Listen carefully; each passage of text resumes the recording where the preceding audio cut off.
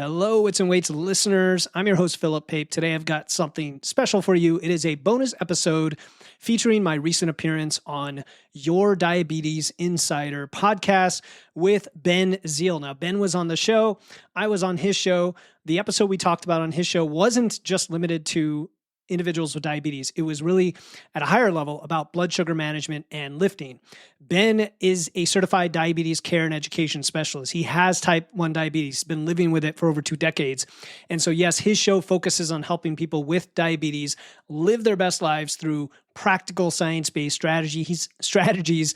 And he is very evidence-based. I love it. When you check out his content or go to his Instagram, you'll see some counterintuitive things that nonetheless are highly effective.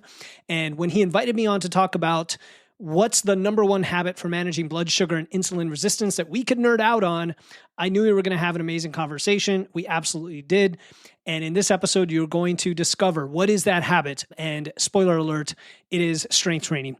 Why this beats cardio for metabolic health, the research on things like movement snacks for insulin sensitivity, and strategies and tips to build the habit of lifting into your routine, even if you've never done it before. Even if you don't have diabetes, the principles we discuss apply to anyone who wants to optimize their metabolism, prevent insulin resistance, improve their health. The connection between lifting and metabolic health is incredibly powerful. And we get into this from a practical standpoint, but also nerd out on some of the science. And before we get to it, if you enjoy this conversation and this podcast, you want to learn more from Ben, check out his podcast, Your Diabetes Insider. I'll include a link in the show notes and go ahead and follow that. But here we go. Here's my conversation with Ben Zeal on Your Diabetes Insider. What is going on? Welcome to this episode of the Your Diabetes Insider podcast, where I've got my new friend here who is a workout master, and I'm just excited to talk all things lifting, training, to make sure that you listening have better blood sugars as a person living with diabetes. What's going on, Philip? What's going on, man? And I'll add to that, I want you to have fun. I want you to enjoy becoming a lifter because it's fun. I was gonna say lifting, I feel like it's something I talk about with people. We talk about with patients all the time, where it's so critical to great blood sugars. And people resist it all the time. Literally, it's resistance training, but people resist the resistance training, even though from a diabetes standpoint, it does so many amazing things. But I think out of the gate, if someone's listening to this and they're thinking, it seems really scary, I don't want to go into a gym, like what would be from your perspective, as we'll dive into there first, then we'll circle back and kind of talk about your background too. But what would be your initial spot to send someone to say, hey, I want you to get into lifting. I want you to enjoy the process. Where would you start somebody out? Yeah, I really would want to ask them like 20 questions to understand where that fear is coming from, because it could come from, gym intimidation for females, I see that a lot. It could come from a lack of confidence, a fear of injury, I don't know what to train, or, hey, I've been to the gym for years and I don't get results, so I hate it, right? It's where does the fear come from? And then we dig in and say, okay, let's unlock the piece that will turn that around for you and help you not only reframe it, but get the proof of the pudding by doing something for not too long of a period and getting the measurable results that tell you this thing works. And I think I'm going to keep doing this. Well, and before we go in even deeper, tell people just your background so they're not just like, wait, he's talking about lift. He knows his stuff, but who is this guy? So tell a little bit about you and your background so people are like, okay, I got it now. Sure, man. I'm just a lifting enthusiast who loves this stuff. And it just happened to translate into other passions like podcasting and coaching and educating and teaching. So my background is in engineering. I'm a very data analytical nerd type of guy, software engineering specifically. And so I love how things come together and how to measure and systems-based thinking. And I think the body lends itself really well to that kind of approach. And about 5 years ago, after 15, 20 years of doing all the things that don't work, I started to really get into what we call evidence-based fitness, evidence-based training. One of the most impactful books for me actually was The Muscle and Strength Pyramids by Dr. Eric Helms and Andy Morgan. And then I found Starting Strength.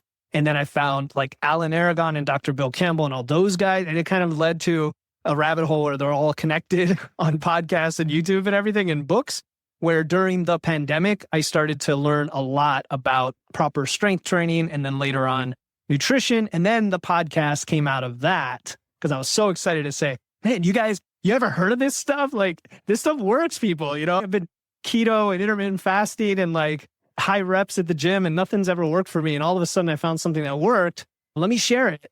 And then like 6 months later, someone said, you got to be my coach. Like, do you do that? I said, I don't know what you're talking about. Let me go figure that out. And so I went and became a coach. And so I've been doing that for like 3 or 4 years now. I was going to say the names you're dropping. First of all, I've got memory lane going on. And second of all, I spent the time way back, like Alan Aragon, I think I found in like 2013. So I was reading some of his stuff when Lane Norton was coming out initially. I'm reading his stuff. This is part of, for people listening, this is part of what led me to become a dietitian and then eventually go into diabetes, because I'm learning all this stuff about lifting and nutrition. And then I'm realizing this all has to apply to people with diabetes too. And so you're naming these names and I'm over here just like, holy smokes, this is just absolutely insane and so much fun. And I'm just like, there's so many things we could do. And then with your engineer brain, I'm like, there's so much offline I want to talk about. But besides that, so you obviously were like, hey, I need to figure out the body as a system. I've got these names. I've got this nutrition background. I've got this exercise and training background. And it obviously shaped you to where you are right now. But with the training, going back to the initial stuff, with people getting into the gym, they're like, hey, I'm struggling. You find out that what that fear is or what that concern is. And let's just say, like, we've talked to patients who are like, I don't even want to go into a gym. What would be a reasonable starting point for someone who's, hey, I know I have diabetes. I know I need to do something to strengthen my body. What could somebody do that would be super straightforward? That'd be a very easy starting point to start seeing quick wins. Man, it's tough, right? I know. One element of like training, lifting, periodization. And we're just like, well, we got to start small and then build our way out. I always like to meet people where they're at. So because I do get this question all the time. And that's why it's such a hard question, because I know there's not a one size fits all answer. Literally every day you get this question. And I used to be kind of a dick about it and have my dogma and have my like, this is how you do it. You got to go do starting strength 3x5, pick up a barbell. Like that is effective. And it is effective. It's a great tool, but you may not have access to it. You may have gym intimidation. You may have a history of back problems, and the list goes on. So the question again is, what is your goal? Right? Like I have to start there. What is your goal? Are you asking me for a reason? Do you know the reason? Like, why do you think this is the right thing to do? And in your population, it might be because I heard you say it helps with insulin sensitivity. Right. Is that enough of a driver for you? It might be life-changing, right? If medical issue, but you're still not going to believe it until you see it. So I'm going to be, again, I have to ask questions of you when you can ask yourself, like, do you have a gym nearby? Or do you know what you're doing when you go there? Like, do you understand the equipment and what to do? If not, personal trainer, a coach, like just start there right off the bat. You have to find a good one. Reach out to Ben, reach out to me. We'll point you to a good one if it's not us, and use that to learn about the skill of lifting. It is a skill. It's like any skill. If you're going to pick up an instrument and learn a clarinet, like where do you start? I don't know. Probably find a teacher. Yeah. Well, I joke with people with diabetes, right? It's the same thing of, hey, you get diagnosed. You don't know where you're starting at. There goes my camera and there it comes back. There, you don't know where you're starting at with diabetes. So you have to find somebody who does know. And if your doctor says, hey, you need to do this for lifting, you need to start getting some strength training in, the adaptation of the body and how important it is just remarkable. Like, and I know you'll appreciate this given your data background. There's a patient I can think of vividly where he usually lifts 4 days a week, pretty active guy, late 20s, and his blood sugars were doing pretty solid. And he had just 1 week where he did not lift any weights at all. And this is just to illustrate for people from a blood sugar standpoint, no weights. His average blood sugar went up 25 points. Everything else was the same. Food was the same. Sleep was the same. Normal day to day, but just no lifting. And that was the difference. And I'm like, holy cow, 25 points, almost an entire A1C point. And in that case, from a long-term diabetes perspective, that's enough to put somebody potentially at a much higher risk of long-term complication just from not doing something that doesn't have to take forever. So I think from an efficiency standpoint, I think a lot of people get intimidated. I got to be in the gym for hours at a time. Everybody says I have to be there for 90 minutes or 2 hours. And I don't have that. I barely have 35 minutes. What could someone do to become more efficient? So they kind of just, if they get over that first hump of, I'm going to try this, then how can I be in and out and efficient, make sure my body's safe at the same time?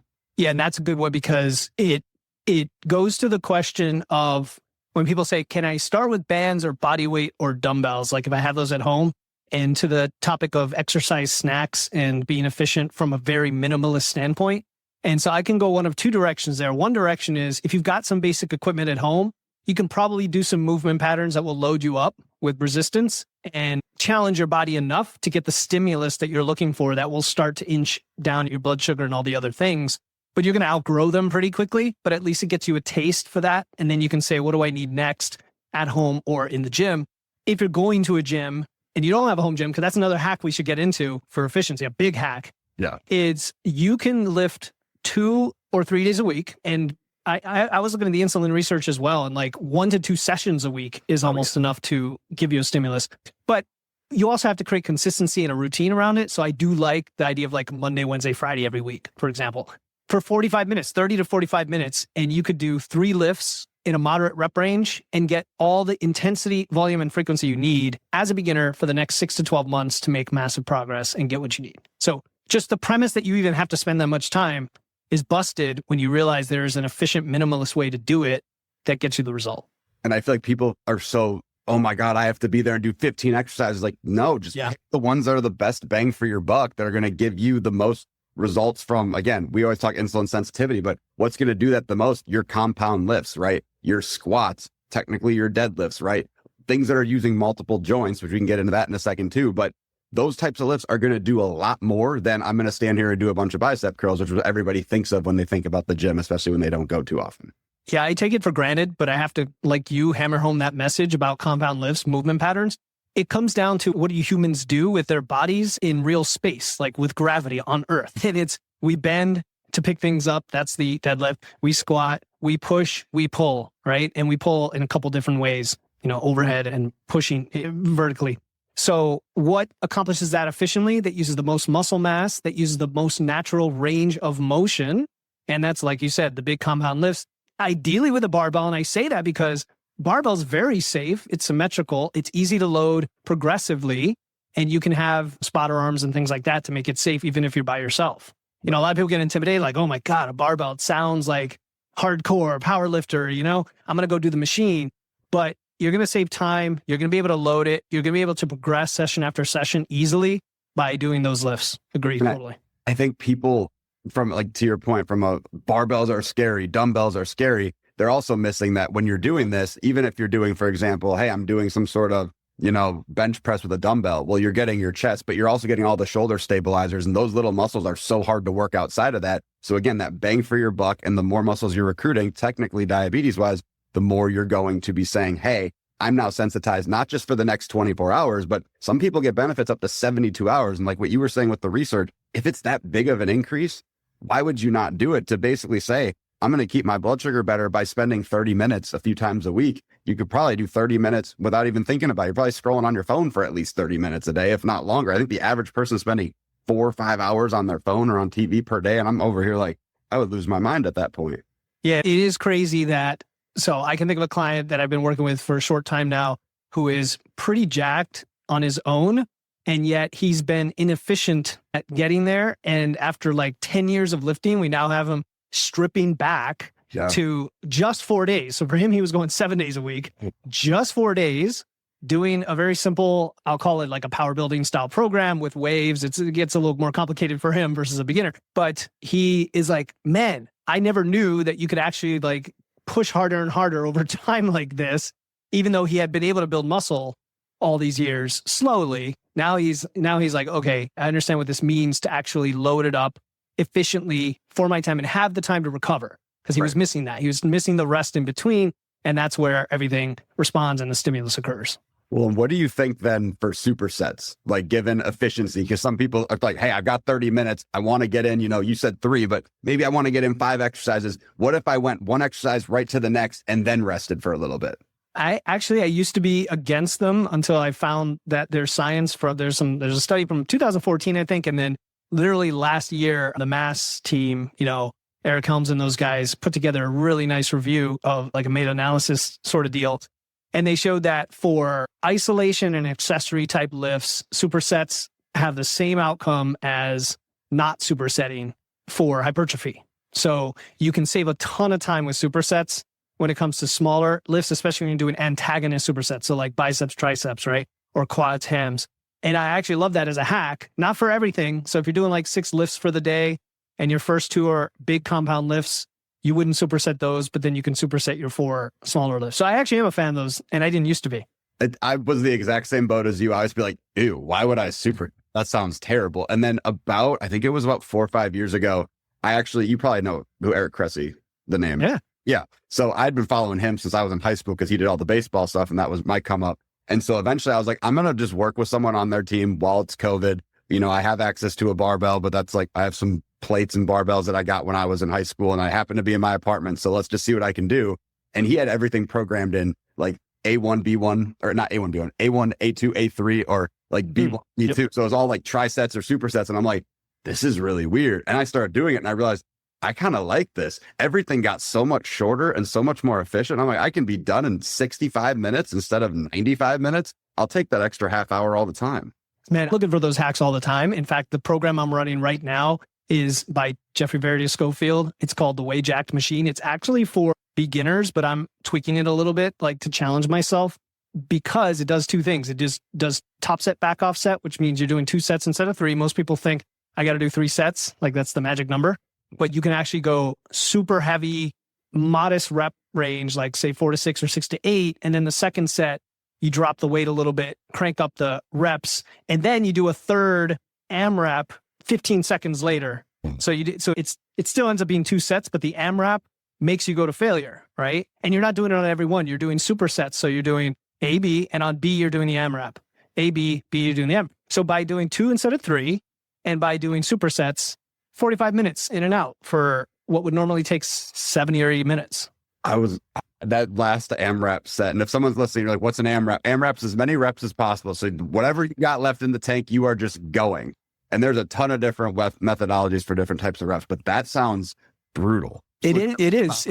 It's brutal, but it also is a good learning tool. So if you're listening and you're like, I don't know what RPE10 is, even for a little movement like a bicep curl, do your bicep curls and go to failure, then stop, then count 10 seconds, and then get more to failure. And you'll be like, oh, wow, I could probably do, if you could do like 2 more, you probably did it right.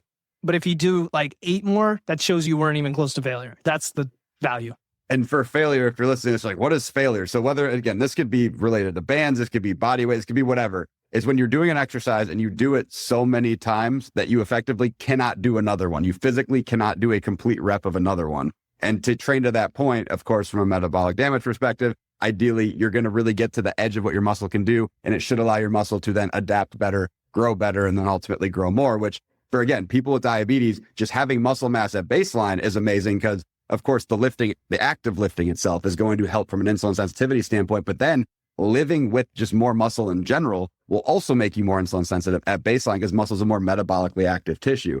So when the doctor's saying, hey, go do some weights, and they're not telling you what to do or how many times to go or anything like that, just something is going to help you because by getting stronger, it doesn't matter how old you are. We've had patients that are in their 70s who are literally rock climbing and doing all sorts of crazy work while living with diabetes, doing amazing because they're able to say, hey, I've got more muscle on my body. My blood sugar, I think our A1C is like 5.7. Like that's almost non-diabetes range. So it is possible. It doesn't matter how old you are. Doesn't matter what you're doing with diabetes. Highly recommend getting into the lifting. And I want to really just go all in on the nerdy stuff now because I feel like I never get to talk about this stuff and it's fun. And there are going to be people that are like, wow, this is amazing.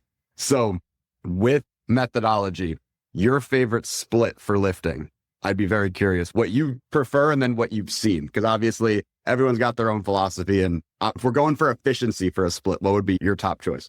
Yeah. If you're a beginner, there's no question that 3-day full body is where it's at because of the efficiency and the frequency. Don't confuse that though with like a more advanced 3-day full body where you're doing different lifts each day. You're literally doing the same kinds of lifts almost every session and going up. Like you're squatting every session and going up in weight every session because you can. I can't do that. I can't go 5 pounds on my squat Monday, Wednesday, Friday. I would love to, but it's not going to happen. So once you get to that intermediate level, I just love the classic 4-day upper lower. I really do. However, you asked for a split, and I guess the question could be asked differently in that the same split can have like 5 different approaches to progression with that split, right? So upper lower for me would be, upper body Monday, lower body Tuesday, and then Wednesday, Thursday, the same thing. A very simple approach for intermediates in that sense would be to use the 4 main lifts, to focus on like squat on Monday, deadlift on Thursday, or that's lower, but you know what I mean? Tuesday, Friday, and then Monday, Thursday, you could do bench and an overhead press, for example, and then have all your development and accessory work support that. But I also like mixing it up. Like today I did legs and arms, and another day I might do back and arms, right? Like it's kind of a weird overlap between the days depending on what's recoverable. So like your biceps can recover literally the next day. So if you're trying to specialize and get bigger guns, you might do it 3 days. You might do bicep work 3 of those days. So upper lower is great. Push-pull legs, I'm less a fan of just because it gets a little more complicated to get the right level of frequency in there for most people. But if it's well written, it's fine. And then one of my favorite splits of all time, that's a 4-day, is called the conjugate method, the West Side Barbell method by Louis Simmons. And this is a method used by guys on gear that were massive powerlifters that I'll never be in their world. I love the history of this stuff, but though, man, it's fun to talk about. But their adapted method is pretty simple. You've got 2 max effort days and 2 dynamic effort days. And on the max effort days, you are maxing out one of the main lifts every single week, but you're rotating for like 6 weeks between the variants of the lift. You can't max out your back squat Monday for 6 weeks in a row. You just can't. That's too systemically fatiguing. But you can max out your back squat, then you can max out your front squat, then you max out your box squat, then you can max out your, pause squat. And the body perceives that as enough variation that it's not nearly as fatiguing and it's more recoverable. It's fascinating.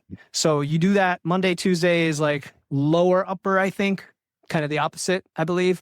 And then Thursday, Friday is dynamic effort where you focus on speed and volume. So then you're doing like 10 sets of 2 far sub-maximally, like 65% or 70% of a bench press. Anyway, I'm getting into weeds, but like those are my favorite splits. And yet there are a million more that work effectively. And that's, I think, the thing that's important to mention. It really, out of the gate, right? You could pick the 3 full body ones if you're just listening to this and you're like, I'm just trying to get into a true routine. But there's really no wrong answer except for training the same thing consecutively, because rest is so important. And to your point with what you like, I love 4 days, upper, lower. And for me, I'll throw cardio in there, which I feel like we should probably address at some point, because cardio is kind of a big deal, which I don't like it, but I have to do it, right? So with rest, though, because while we're on that topic, rest and your body, not frying your nervous system effectively, what would you say from a rest perspective? If someone's like, hey, I'm starting out, or I've been at this for a while, like, do you typically recommend like a deload week for people to be more chill? Do you recommend just straight up not training certain days of the week or, certain weeks of the year? I've heard of people doing 10 weeks in a row and taking a week off. Like, what have you found to be, in your experience, the best from a recovery standpoint? I think the question is, what benefits your recovery the most? And is it your training program? Because I think sleep and food actually of course, go up above that. And we often go to training modifications. In fact, the idea of a deload, again, I used to be a fan of deloads. I'm less and less so the more I realize you can intelligently program to avoid them altogether and to kind of build in the recovery either through waves or resets or what have you, which are kind of like deloads, but without calling them that and without like half-assing your intensity that week, right? Which a lot of people do during deloads. So you keep the muscle mass, you keep the stimulus, but you still get recoverability. But I seriously do think people don't eat enough and they don't sleep enough. And I would look at that first. If the assumption is, hey, I'm eating at least my maintenance calories, I'm eating plenty of carbs, I am, getting 6.5 to 7 hours of sleep at least, because let's be honest, most people are not getting their 8 hours. Right. Then I would say, okay, if your low back is getting really fatigued or your shoulders starting to bother you, is that why you're asking? Like, are you feeling sore? Are you feeling like every session is a burn? You shouldn't feel like things are burning and things are sore all the time. You should feel pretty good getting into the next session if you're recovered. And if you're not, that's telling you there's either probably too much volume, I want to say, but it could be that your form is bad on a certain lift, start to get that tendonitis because, your grip is wrong on your squat, like little things like that. We were joking about physical therapy before the call, and like those guys are the masters at understanding biomechanics. And a lot of people have little things that are off. It's not a big deal usually because the human body is great at adapting. But if it's enough out of sync, if you're constantly knees too far forward on your squats and then you start getting achy knees, there's probably a connection there. And that's going to hold you back and also impede your recovery because it's just sapping resources. It's stressing you out. It's giving you inflammation, all of that stuff. Well, and I was going to say with the sleep aspect, whenever people ask, what's the number one thing that's most underrated for blood sugars? I always say sleep. Like blood sugars are low. And then that'll send you on a roller coaster where the recovery from the workouts aren't going to be as good because your blood sugar is probably running higher because you're insulin resistant now. And then everything's moving slower. The nutrients aren't getting where they need to go to help you recover faster. And then everybody's always like, oh, I just want to have my numbers good. Well, sleep. Literally, I feel like sleep and then eating enough. And I would say from our practice, 90% of people are not eating enough.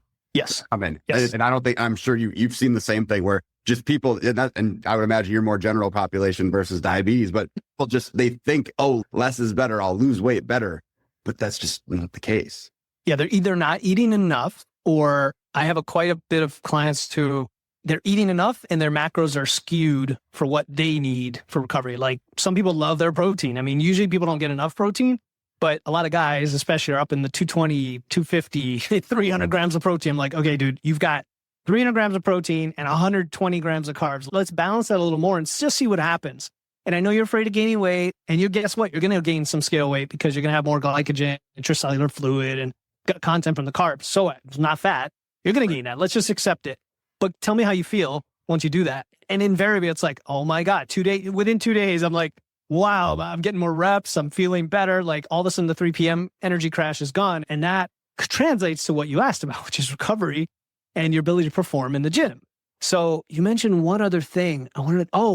I guess the other big thing, it's the elephant in the room, is the movement. And I know you mentioned cardio, like doing too much cardio can impede recovery, but also people aren't doing enough recovery focused movement. And I don't just mean walking's fantastic. You talk about it all the time, I'm sure. Yes. From a diabetes, okay, no brainer. A study that I just came across, it's from 2022, and I did a podcast about it coming out very soon. It might be out by the time this is out, on walking snacks, getting up for 2 minutes every 30 minutes. And they compared that to being sedentary across a 7.5 hour window. So like sitting all day versus walking every half hour versus 15 body weight squats every half hour. And the most impactful positive change was the walking. And what they found is sitting compared to an average person reduces muscle protein synthesis, reduces blood volume, increases insulin resistance from the sitting alone. Like it has a net effect, right? Conversely, adding in the walking has a net opposite effect, like beyond the baseline, of increasing muscle protein synthesis massively. So there's some fascinating mechanisms then related to mTOR, right? Which is the signaling pathway for muscle building, muscle protein synthesis, for the blood flow, for the insulin sensitivity, all of it just from breaking up your sitting. Like that's an easy hack for people to do. So I need to just make sure I understand. So you're saying 2 minutes of walking per half hour of sitting effectively. That's it. And that was, wow. So just doing the math on that, I'm just doing this. So it's 4 minutes per hour compared to 7 hours of just straight sitting. So we're talking like half an hour total of walking. Yes. So if someone is if you are listening to this and you are hearing that all you've got to do is just get off your butt every now and then, and that there was positive impacts on, yes, your ability to recover muscle wise, but also your blood sugars will be better just by virtue of walking for 2 minutes every half hour. I'd start getting one of those Pomodoro timers out, setting it for 28 minutes, then having a 2-minute timer and just saying, hey, let's go, if it's possible for at work. Because we talk about, okay, after a meal, are you going to walk, or are you just going to walk in general to hit a certain number of steps? And we've talked about a lot of times on here, you sit on an airplane, you can't move for 3 hours, your blood sugar rises because you can't move, or you're in a car. This solves a lot. Well, thank you. And I just texted you the study. Yeah. It's by Moore et al. 2022. It's like shocking. It's shocking. 47% average increase in myofibrillar protein synthesis from adding in those super easy snacks. And I actually downloaded an app called Stand Up from the App Store like 2 weeks ago after I learned about this. And I'm doing it myself now more because it's just that powerful. And I feel like that if there's any takeaway, if there's only one takeaway piece of everything, it has to be that, because that's going to help blood sugar and your muscle. Like if you don't do that, I don't know what to tell you. Like you're literally just not doing yourself any favors. Cause it's also not like you're walking. It's not like, oh, every 30 minutes you went on a 20-minute walk. Like it's 2 minutes. That is insane.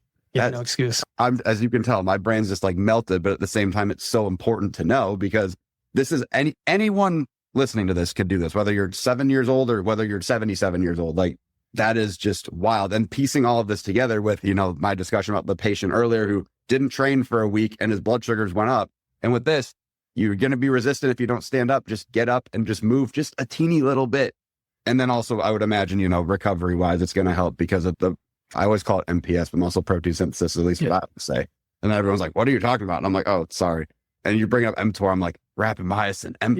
Yes. All my grad school. Yeah. Oh, but so back to, I guess if we go to cardio just in general as a topic, we kind of glossed over it before.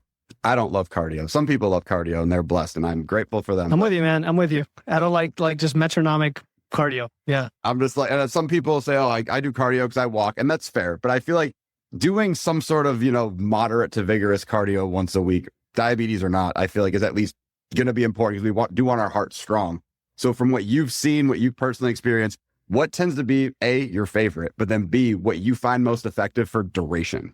Yeah. My new favorite that I think is highly effective for lifters is sprinting. And we can talk about the protocol. I actually stole it right from Brad Kearns, who co-wrote a book with Mark Sisson called Born to Walk, which was like a counter to Born to Run. Yep. And the idea that we actually are designed to walk, and most people shouldn't be running unless they are in it for competitive reasons and they really learn how to run properly with their feet and the right footwear and all that. Because otherwise, we know it's one of the highest injury, if not the highest injury sports other than like soccer. By the way, lifting is the lowest injury sport. Just to throw that out there. So here's the thing. I used to run a lot. I used to train for like half marathons. I didn't actually compete in them, but I would get to long mileage week after week. And I remember the shin splints, and I remember the hunger, and I remember like it not helping my body composition or weight in any way. And we see that all the time. So conversely, we know that walking is tremendously valuable, and we can make walking harder. And so my first step for your audience is like baby steps. If you're already walking, how do you make that harder? So it's kind of a form of cardio that helps your VO2 max and your heart rate. And I would add rucking. I would add a rucksack to the mix, right? Weighted vests are all the rage now in the menopause crowd for whatever reason on social media. But I like just a classic backpack on the back, inclines, walking faster. All of that is going to, burn a little more calories, increase your heart rate more, get you closer to that zone 2 if that's important to you. I will say, like, just getting 10 to 12 or 10K-ish, 7 to 10K steps a day plus lifting is enough to have superb cardiovascular health. Yeah. Like, that is enough to be in the elite, not the elite, but like be in the 5%. But if you want that like elite level, sprinting or anything that has a concentric but not an eccentric movement in the cardio method is very recoverable. So what I mean by that is running has an eccentric because you're constantly slamming on the ground and loading against gravity, and you're tearing muscle fibers and, right? A bike, an assault bike, a prowler push, a prowler or sled pull, swimming, anything that's like you're pushing, but nothing's coming back at you, right? You're not doing burpees, you're not doing CrossFit, but apologies if you love all that stuff. There's a place for it, but seriously, it can mess with your recovery. Yeah. So anything like that could be great, but I like sprinting. And sprinting, not just on flat ground, but even using a bike. Yeah. Once or twice a week. The protocol looks like this. It's 10 to 20 seconds all out, 6 times the recovery, 4 to 8 sets. That's it. Simple. So if you can do a minute, if you can do 10 seconds, which is going to be hard the first time you do it, 10 seconds, you rest at least a minute. You try to get 4 to 8 sets. You're probably only going to get like 4 or 5 the first time. Next time you do it, now you get to progress on a few different variables. I would progress on the sets and the time. And once you get maxed out at 20 seconds and 8 sets, you don't go beyond that. You just get faster. Just keep getting faster. And that's it. And that's a fantastic, I did a whole episode with Brad on that topic, and I did my own later on sprinting. It's awesome. Tell me, have you tried a Wingate bike? No, what is that? Oh my God, I don't know if they make them anymore. So way back in the day, I don't think I've ever even talked about something remotely close to this. Way back, I used to do exercise science research when I was an undergrad. And they had one of these Wingate bikes, and it was very similar to what you described, where you're pedaling really fast, but then they I don't know if it'd be another person or someone, but we push this thing, and then this stack of weights just falls, and it makes your resistance on the bike 40 times harder than it was before.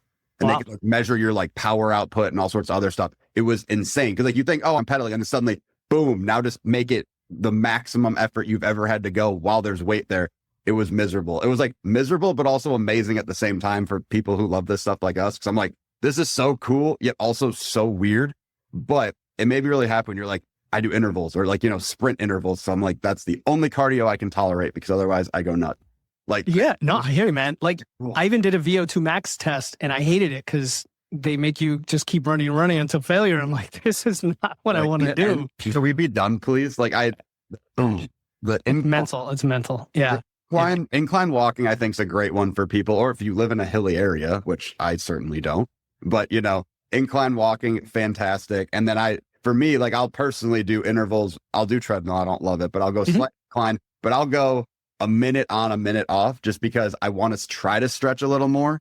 And then I'll only do, like you said, I think you said 4 to 6 sets. I go up to, I think, 8 total. And I'm that's good. I'm good with that. I'll go fast for one. I'll go chill for another. And then I did it. I'm good. I did my cardio for the week. I can incline walk the rest of the time, and I'm good. It's just, and I think having that is important, I think, because from, especially again, diabetes wise, because there's a propensity of, hey, you could be at risk for certain cardiovascular things. You do want to make sure your heart is as strong as possible. And lifting is going to do most of literally the heavy lifting for you. But having that really specific, hey, I go harder intensity once a week, or maybe you play basketball, maybe you do something, some sort of sport, some sort of, I'm raising my heart rate up during this concerted short time frame, is more than what most people will get. And honestly, it's all you need. Everyone thinks, oh, it's be an hour run. No, you don't have to do shit for an hour. No, I would add to that, like track what you care about. Like obviously you're the diabetes world, you're tracking a lot of metrics, but even day-to-day metrics with your wearables, because VO2 max is not something that the average person can track. But what can you track? You can track your resting heart rate. That's a very nice, really high proxy indicator of your heart health, to be honest. And here's an interesting story. So I remember a guy, Jerry, who's a longtime lifter, lots of muscle mass. If you saw him, you'd be like, I wouldn't want to be like even thinking of starting a fight with this guy, right? Like just big guy, big beard, gentle as a bear, as teddy bear, that kind of persona, right? He was a lawyer and he sat down all day and he got 3,000 steps a day. So we started working together. I said, man, this is like low hanging fruit. Let's crank that up. And, he's committed, right? Longtime lifter. He knows how to just like do it, what I tell him to do, which not every client's like that. And he cranked it up to 8,000 steps. And within weeks, his heart rate dropped by like 15 beats a minute, his resting heart rate. Because it was hovering around the 70s or almost 80. Like it wasn't great. And he had excess body weight to lose, but he hadn't even done that yet. Like later on, we lost body fat and then everything else improved even further. But just the walking, man, like got him down to, like 50, 55 for a big guy with extra weight and muscle. Yeah. Well, and walking to that point too, I don't think I ever tracked it until COVID hit. And I realized, I'm like, I don't go anywhere. How many steps am I getting? And you carry your phone everywhere with you. And I look, I'm at like 2,400 steps. And so I started getting really religious with it at that point. So then I started setting the bar a little higher and a little higher. Now, I'm probably averaging close to 9 or 10,000, which is great. But just that little teeny tweak, and in combination with getting, ironically, I'd started putting like my computer most of the time up. And so I'd have one of those standing desks. And so I would, that plus the steps, I lost probably like 6 pounds just from that. Nothing else. And I'm like, and it's not like I'm putting all this effort in or craziness in. And I think that's something people need to remember, is it doesn't have to be difficult. It's just little teeny things that you're adjusting. And just like diabetes, tweak a little bit here, you're tweaking a little bit there. And suddenly you look up and your average blood sugar is 130 and you're feeling great. Your A1C is great and your heart rate's great. And your doctor says, why are you even here? Like, you're good, man.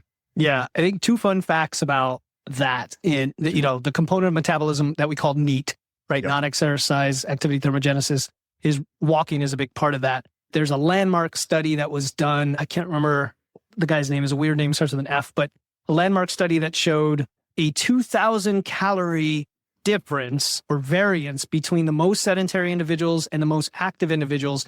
Everything else controlled. Like these weren't even lifters. Okay. These are, you sit at a desk all day versus you're a shop clerk versus you're in construction. And they found something like an 800 calorie jump for the shop clerks and then another 1,200 calorie jump for the construction workers just from their jobs, right? Just from moving all day.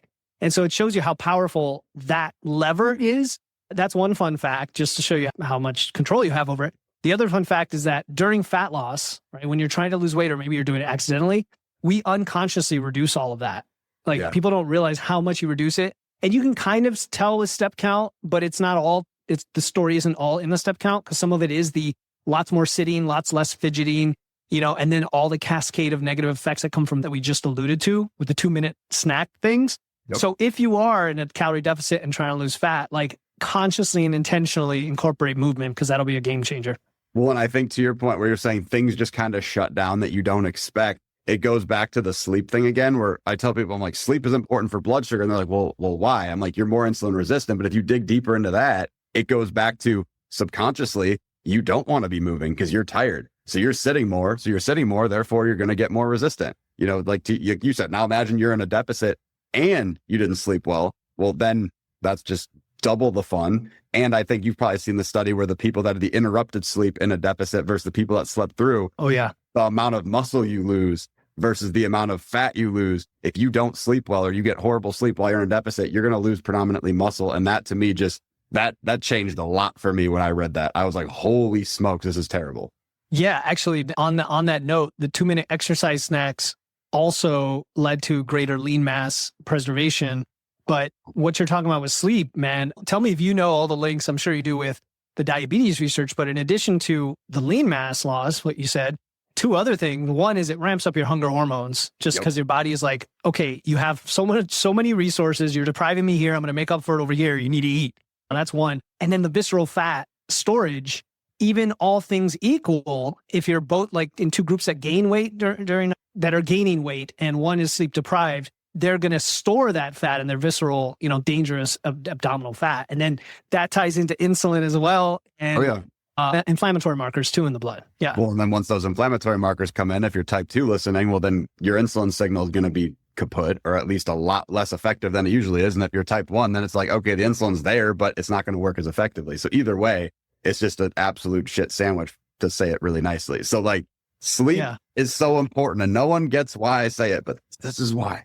Man, this is wild. I'm loving this stuff. And I also love that we can just nerd out and go in this major depth on these rabbit holes with all these different protocols. And I'm like, we're probably just scratching the surface of what we could be doing. Oh, just scratching the surface. So many mechanisms under there, man. I was going to say, and then I'm over here. I'm just like, we could go all the way down into the biochem stuff too and start doing that. But I'm like, I don't want to lull people to sleep either, because there's only so much that, there's only so much that can be tolerated. Oh, and if you say the wrong thing, man, all the haters are going to come out. Well, I was going to say, I'm over here. I'm like, do I do it or do I not? Or do I save it for another one? Then part of me is like, I almost want to just save it for another one. We can just go have a nerd edition episode, or we're just only science and nothing. We'll get like 3 people to listen, but it'll be fun. Yeah, man, love it. Those 3 people will absolutely love it. They'll be like, this is the greatest thing ever. But what would you say, as I feel like wrapping up wise, what would you say is probably like the big takeaway outside of the snacks? I think the walking snacks that to me was just absolutely massive. But what would you say biggest takeaway for someone who's listening, who's saying, hey, I love all this stuff. I want to get, I'm started. I want to get really into it. I want to go from that first level to that second level, that, hey, I'm actually enjoying this. I'm strong. I see the returns. What would you say is the biggest thing that they're going to need to do to get that jump to happen? Okay, so clarify, we're saying not beginners, we're saying people who are dabbling. They listened, they're like, I'm super motivated, I love this. They start going. Now they're going 3 times a week. They've done it for 3 months. They're like, I want to get to that next level. They're starting to see some of the returns, but they haven't seen like that huge jump yet. What's going to help them make that jump? Yeah, I think they got to tie it to something that is super meaningful for them. And I say that because the vast majority of people can't lift for a long time for its own sake, I think. I think not everybody's a lifter. Let's just be honest. They're not just in it. I am. I could just lift and not care why. I just love doing it.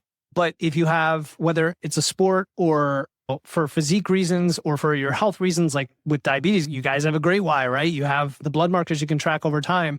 I would start there, because then that's going to lead to the next question of, okay, what kind of training program should I look for? How can I change it up? I'm a big fan of not sticking with one thing for a huge amount of time. I don't want to program hop, but I'm not going to go longer than say 12 to 24 weeks before I look for a different approach, if only to get the variety and the variance and the stimulus to kind of, strengthen up those weak muscles and give me a little bit of different exposure to movement patterns and help with my skill and all that fun stuff. So look at it as like a lifelong process of learning and personal growth.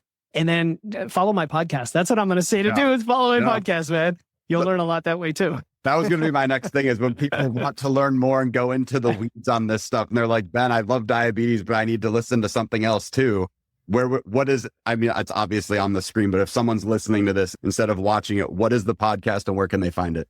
Yeah, it's called Wits and Weights. It's on all platforms. I'm sure we'll include a link, and I can even throw you some of the cool episodes we referred to here about like sprinting and whatnot. What you're going to find is 2 things. You're going to find a whole library that can feel overwhelming of really good stuff. And so I want you to reach out to me and say, Philip, man, you've got 400 episodes. Where do I even begin? And I'll ask you a question to give you an episode.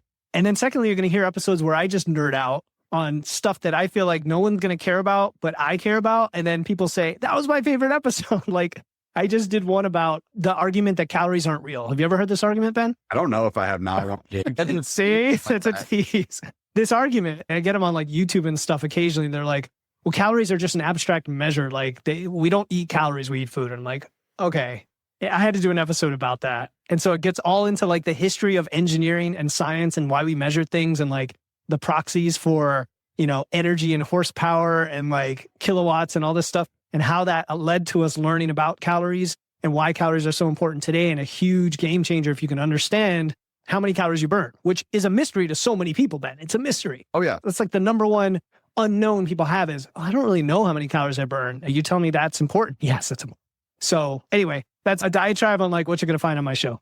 I was going to say that conversation, I'm over here just like, people don't know that a calorie is, when you burn and it, turns the water up 1 degree. And I'm like, first of all, I'm like, probably no. And then second, I'm like, I don't think people realize that calories on a label are really 1,000. I don't think. Right. Kilocalories, capital calorie. Yeah. It's just, oh man. Yeah. You know what it is? Because we could do a whole separate episode about myths. What it is, if people are frustrated, if you're frustrated, you've tried to say lose weight and people told you need to be in a calorie deficit. You're like, I am in a calorie deficit and I'm not losing weight. You just now in your head violated the principle that calories matter. Yeah. But in reality, that's not the problem. The problem is you actually don't know how many calories you burn and you don't know how many calories you're eating most likely too. And metabolism probably in the toilet. And there's, oh man, that'll be where we need to do another. Yeah. We need to do a myth one and we need to do a fat loss one. Those are fun, man. Those are fun. Those would be so much fun. But no, I'm so grateful, Philip, to have you on here. I'm going to Likewise. say, yeah, I was like, because my dadgum camera, there we go. I'm so excited that we got to do this. This has been amazing. Definitely need to do another one of these. This is so fun. And that was my conversation with Ben Zeal from Your Diabetes Insider podcast.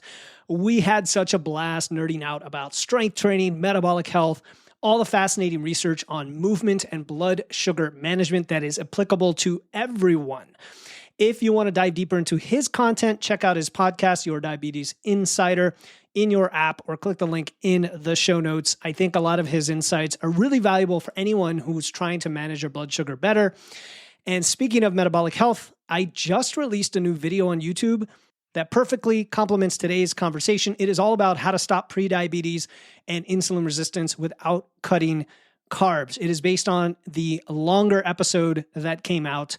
And I now have a YouTube channel with shorter videos that get right to the point in about 5 to 10 minutes, if that is your thing. If you have a short attention span, which I do, or just looking for a quick hit, reminder, refresher, where I break down evidence-based strategies that work for whatever it is, in this case, reversing prediabetes, and then the role of strength training and nutrition strategies to optimize your training, your metabolism, without having to give up entire food groups like carbs. So find that video on my YouTube channel using the link in the show notes. You can search for my channel, Wits and Weights on YouTube, but easiest thing is to tap that link in the show notes. If you're not subscribed yet, please do so. It's going to help us out. It'll get you notifications of more of these short form visual style videos that complement the podcast. And of course, help others find the videos as well. So use the link in the show notes to go find that video and stay tuned. Follow the podcast to catch Monday's episode. I'll talk to you then.